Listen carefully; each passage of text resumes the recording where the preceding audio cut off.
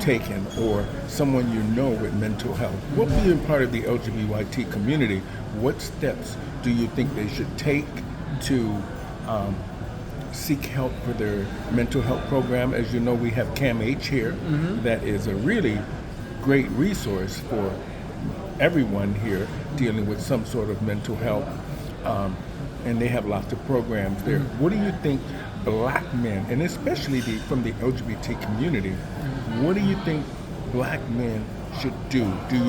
What's the first steps they should take? Should they recognize that they actually have an issue and then seek out someone? Because like you said, when you immigrate to these countries, sometimes these social workers might not really understand your plight. Even though you're in a safe space, and mentally you're still not at home. In a sense, we want you to feel like you're at home, but most immigrants here don't feel that, even though they're permanent residents or citizens here, they still never feel like they belong. So in terms of that, is that we have to start owning our own internal space by accepting the fact that we are dealing with issues that compound our ability to exist. Once we begin to own those spaces, we can then seek out the necessary services that are available that aligns with us. We have to find things that aligns with us. If it doesn't align with you, then it's not going to work. Simple.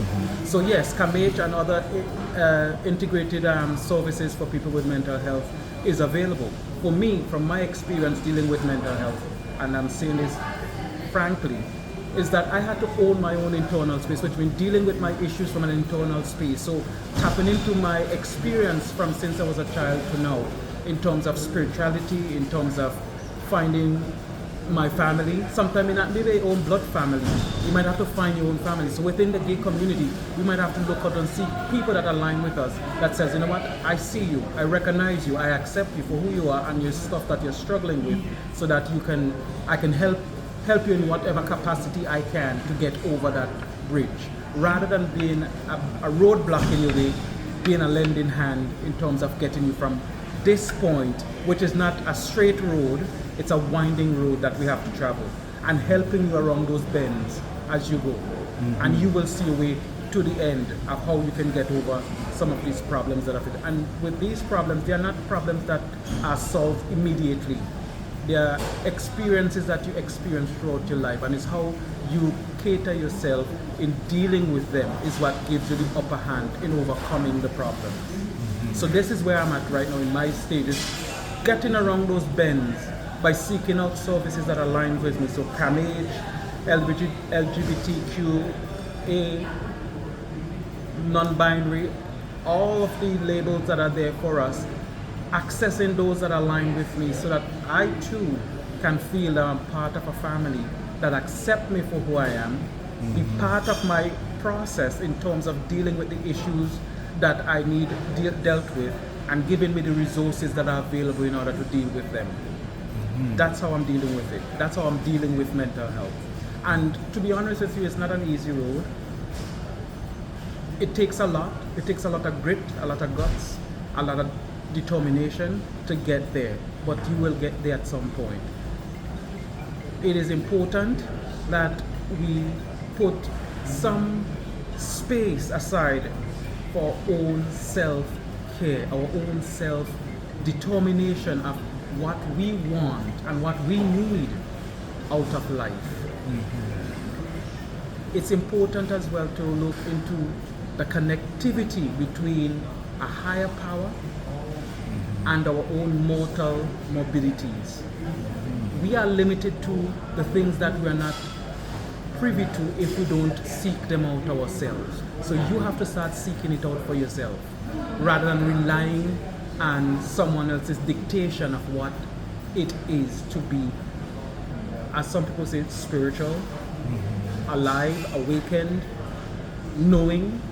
You have to seek that out yourself, and then from there you can start creating your own roadmap in terms of dealing with mental health.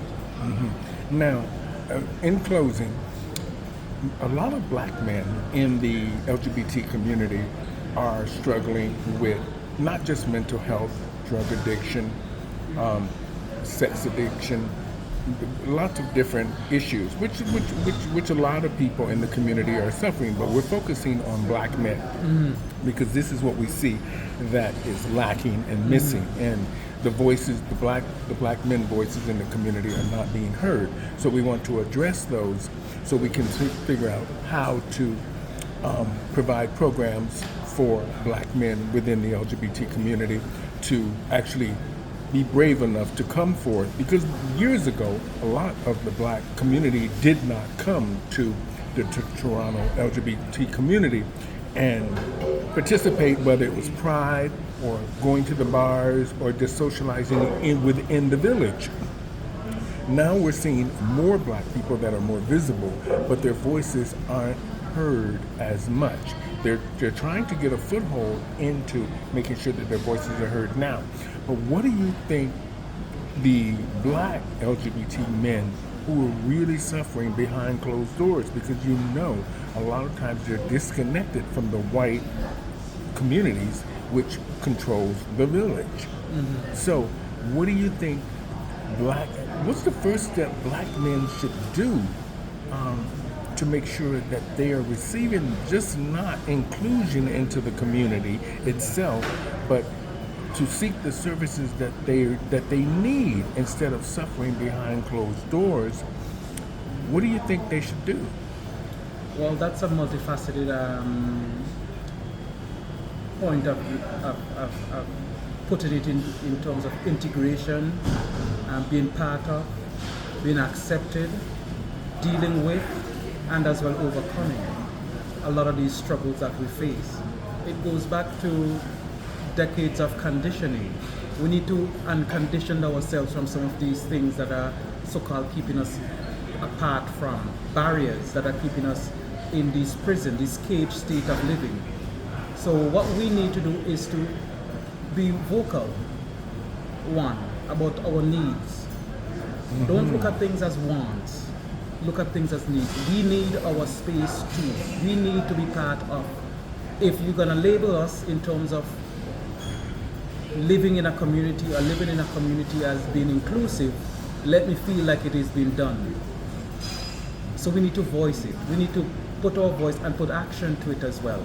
So we need to also proactively make spaces that are including us in it, in those decision-making parts as well. So we put ourselves there and said, you know, I'm part of this decision too. So let my voice be heard. Let my action speak for it too. In terms of dealing with some of the behind the doors issues, use as much as you can what is available to you. We are sometimes limited to certain things that are in society that we can use as tools to help us with some of these addictions. But the one fundamental thing I would say to people is that don't always blame yourself, because you're not the fault. You're not at fault for some of these things. Different circumstances conditioned us into certain situation that we find ourselves in. It's how we deal with it. Are we dealing with it on a moral level? Are we dealing it with a reactive level? If you're dealing with it reactive, it means that you just want something out of it for the temporary relief. But if you do something with the understanding that you need to deal with this issue and face it head on and be accountable and put it into context that you're not impeding somebody else's ability to exist, that's the most important thing you can do, is that you're not doing it to affect somebody else. What you're doing is not affecting somebody else down the line, but what you're doing is also just lending to the fact that your experience lends to someone getting over that issue or that problem that they have been facing, because they can borrow from your experience and said, you know what, I've seen this person do this, this and this and this, and then I could apply some of that technique to me so I can get over this issue.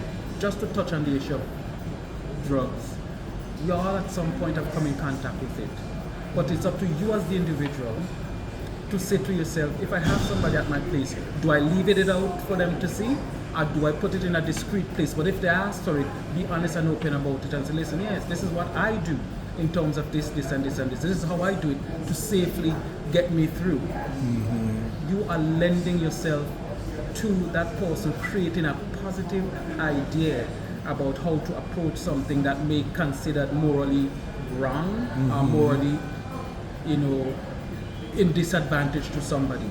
You're giving them the tool to say, I'm touching this with good intention so that you don't feel the negative effect from it. Okay. Simple. Wonderful. Now, I just want to say in closing today, I want to thank you for being on the show today in conversation with Larry.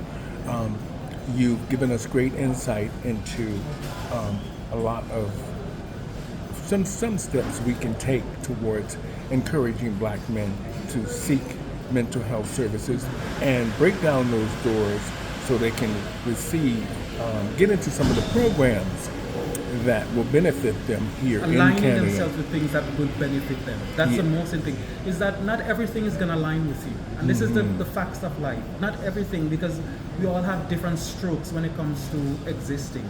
But if you align with things that will help you get through a situation, then use it to your best advantage with good intention, so that at the end, the outcome is going to be good for you, but not stopping somebody else's from accessing that same services and getting the same result or similar result, because not each result is the same. They are similar in experience, but different, which means it's you. It becomes your experience, your soul experience that is working for you. So I just want to say thank you so much today for being on the show in conversation with Larry. This is Miss Clive. We'll just call you. This is what we call him in the community, Miss Clive. And he gave us his thoughts on what he thinks Black men should do to address their mental health and also incorporate themselves into the village, the gay village, the LGBT community, and how Black men are stigmatized for whatever the reason is, but yet their voices need to be heard loud and clear. And it's very important for Black LGBT men to be very visible. So I wanted to say thank you today for being on the show and giving us a little bit of your insight. And until next time, in conversation with Larry, Miss Clive.